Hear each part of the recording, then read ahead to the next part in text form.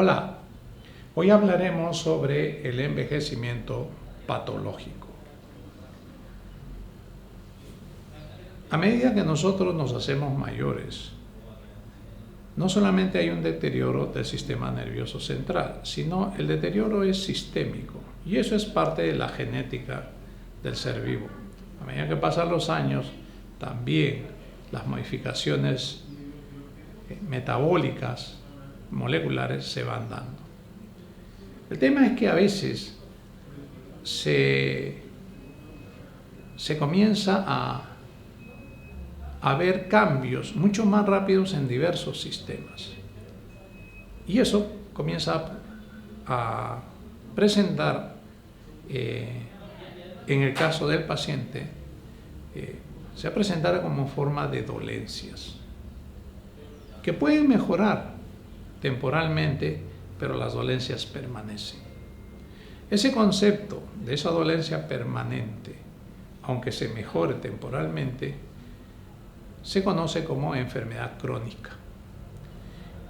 Y no hay que confundir una enfermedad crónica con enfermedad degenerativa.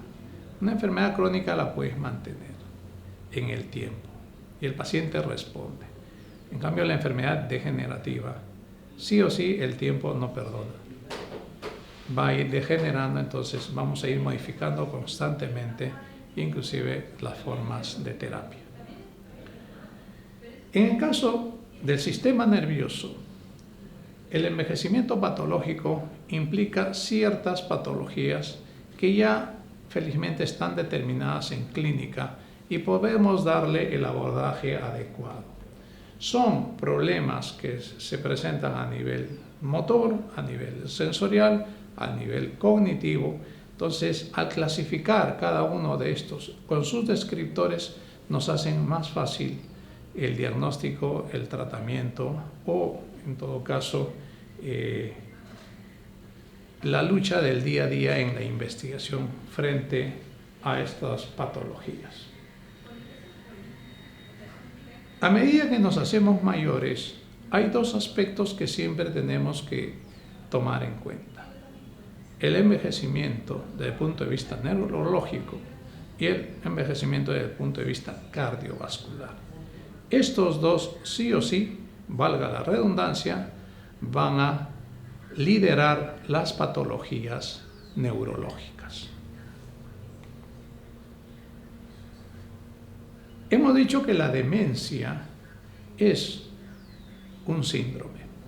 Pues sí, es un conjunto de signos y síntomas. Entonces, al ser un síndrome podemos tener descriptores diversos, por ende, diversos tipos de demencias. Ustedes los tienen acá. Hay demencias degenerativas, hay demencias vasculares, de origen cardiovascular, hay demencias por golpes, o sea, traumáticos, se llama traumas. Hay demencias que tienen un origen infeccioso, como es el caso de neurosífilis o de Jacob-Kreuzer, que es el sinónimo de vacas locas. Hay demencias obstructivas que en su momento se manejaron, por ejemplo, la hidrocefalia lleva un tipo de demencia. Hay demencias metabólicas, como el caso de la enfermedad de Wilson. Hay demencias tóxicas, eso quiere decir que en algún momento realmente tuvo injerencia de alguna molécula sobre el sistema nervioso. Plumbosis es una de ellas. Hay demencias de origen neoplásico y también hay demencias de origen psiquiátrico. Una de ellas es la más conocida, la esquizofrenia. Dentro del grupo de enfermedades de las demencias o causantes de las demencias, vamos a tener Alzheimer, al Parkinson y a Huntington, que vamos a revisar a continuación. En el caso de la enfermedad de Alzheimer, enfermedad neurodegenerativa, esta se inicia principalmente en los niveles metabólicos intraneuronales de la corteza cerebral. Suele presentarse sobre los 60 años, pero las últimas investigaciones en los últimos 15 años nos dicen que realmente los signos pequeños, como por ejemplo las famosas ausencias del día, podrían ser que se presenten sobre 20 años antes, o sea, sobre los 40 años. El Alzheimer está catalogada como la enfermedad más común en los pacientes de la tercera edad. Los pacientes de Alzheimer presentan problemas en la memoria, en primer lugar. Segundo, al no recordarse, también tienen ya problemas en el lenguaje. Razón por la cual la comunicación comienza a dejar de ser fluida.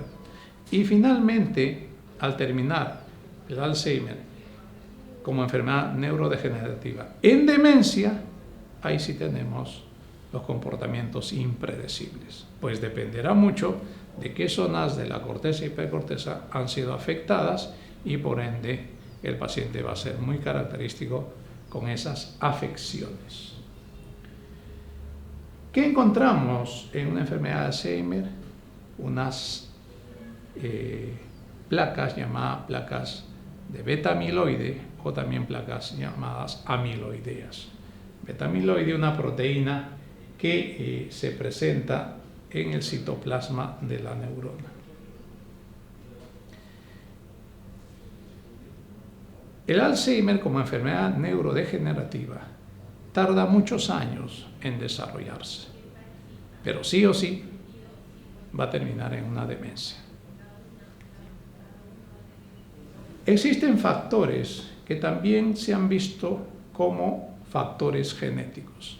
Los factores genéticos, los estudios de los últimos 30 años, o sea, a partir de la década de los 90 o década del cerebro, nos dicen que existen cierta relación con genes y genes que caracterizan a apolipoproteínas, conocidas también como ApoE. Ese tipo de proteínas nos hablan de la aparición tardía de esta enfermedad.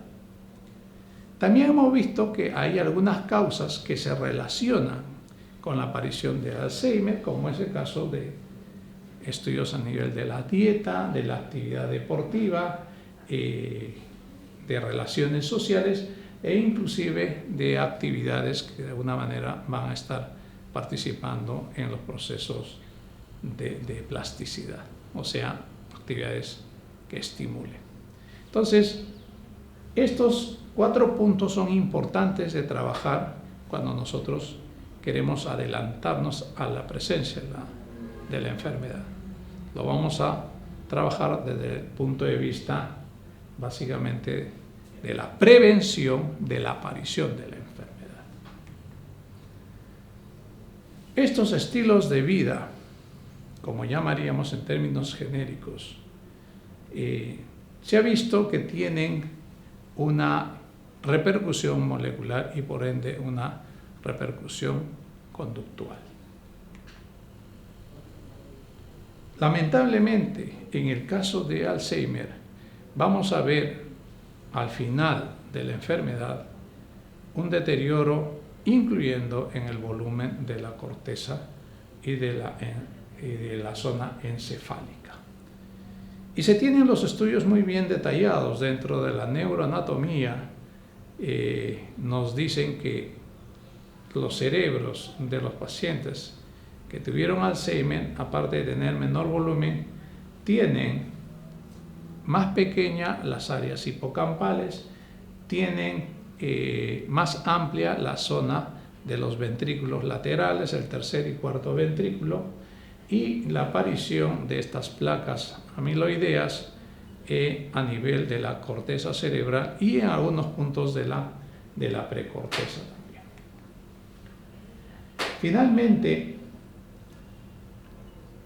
los estudios de investigación en este campo están en este momento dirigidos a la prevención de esta enfermedad cuando buscamos o tenemos como objetivos ver la presencia inicial, años antes de la presencia de la enfermedad, de ciertos marcadores que se están dando a través de los estudios de, por ejemplo, microARNs o a través de los marcadores genéticos para ver qué posibles proteínas podrían ser las precursoras de la aparición tardía de lo que va a ser el Alzheimer. En la clínica se conoce muy bien la neurofarmacología para poder manejar el Alzheimer. Las moléculas principalmente están dirigidas a inhibir una enzima denominada acetilcolinesterasa. Entonces, muchos de esos fármacos van a ir dirigidos a inhibir esa enzima que es responsable de este deterioro. Y también se trabaja a nivel de manejar la presencia o concentraciones de un neurotransmisor importante en estos circuitos denominado glutamato. Hasta esos niveles está manejada la neurofarmacología del Alzheimer. Otra patología que también conlleva en sus finales, estadios finales, a la demencia, pero cuyo inicio es la zona precortical, es el Parkinson.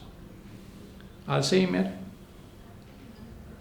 es de deterioro inicial cortical, Parkinson deterioro inicial precortical, principalmente a través de locus niger, que es una zona denominada también en español como sustancia negra, una zona donde había muchas neuronas glutamatérgicas y esas se mueren o desaparecen.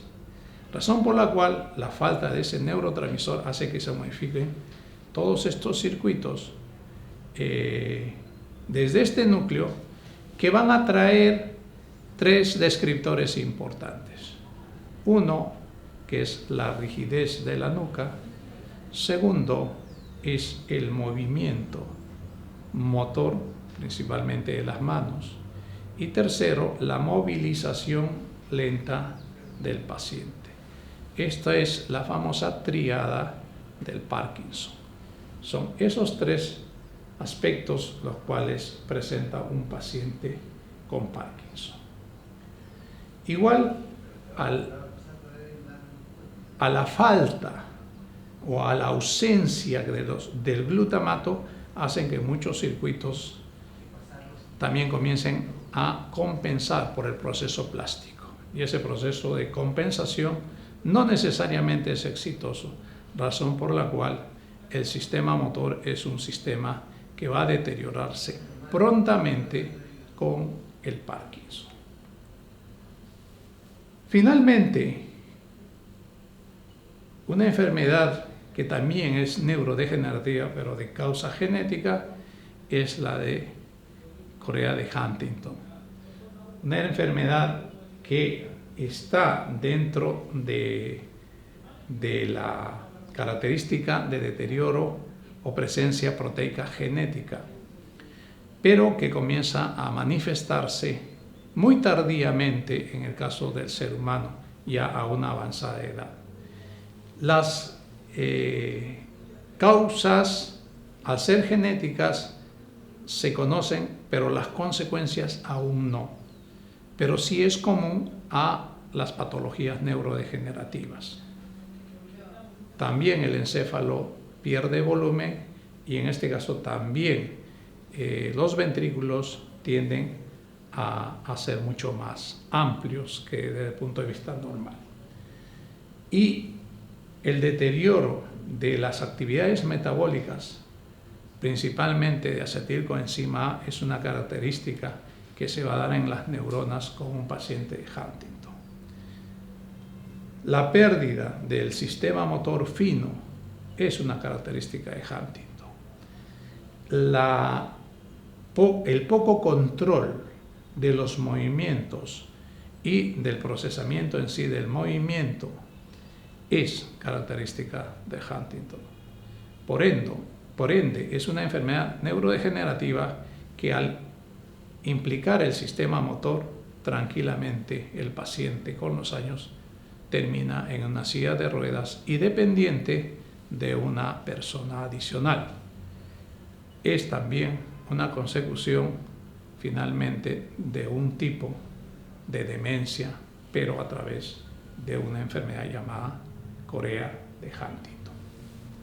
Muchas gracias.